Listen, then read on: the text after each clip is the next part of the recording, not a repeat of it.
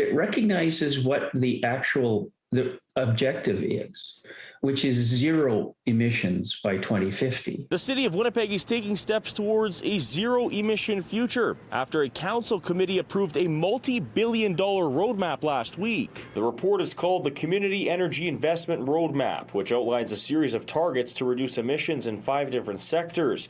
It also provides recommendations to make this plan achievable. It is achievable if we all work together on it. And I think as the public, we need to recognize that it's absolutely necessary. The report focuses mainly on Winnipeg's 2 largest emitters, transportation and natural gas heating.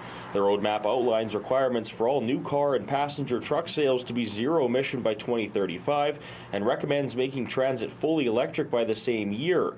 As for homes, businesses, and industrial buildings, the challenge is keeping these places heated without the use of gas. Kurt Hall from Climate Change Connection says there are ways to do this. The first thing, deep energy retrofits for our buildings. We need to make our buildings more efficient. We have to make sure that the new buildings are as efficient as they can be. They should be net zero right off the bat. And then to make the heating of buildings as efficient as possible, we need to use heat pumps. The plan suggests all residential buildings built before 1980 be retrofitted by 2035, with remaining homes retrofitted by 2050. As for commercial and industrial buildings, the goal is to have them rely on electric pumps by 2050. But how much is this all going to cost? The report says the roadmap will be around a $23 billion investment over the next 28 years, which will be about 1% of Manitoba's GDP every year. Hall says it's a lot of money, but it will be worth it. If we do achieve the energy efficiencies in our buildings, for example,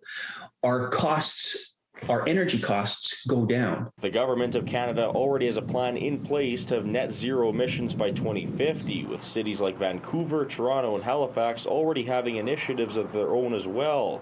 But Hall says this plan separates itself from the others by providing a specific target of zero emissions and then develops a plan to reduce fossil fuel dependence to zero. We're actually going to have to invest some effort and money into this thing, but the benefit outweighs the investment. But in order to achieve this goal by 2050, Hall says it needs to be a team effort. Efficiency Manitoba, Manitoba Hydro, the Manitoba government, the federal government, businesses have to be involved, and the general public needs to get on board to say, yeah, this is something I want to pursue and I want to get behind.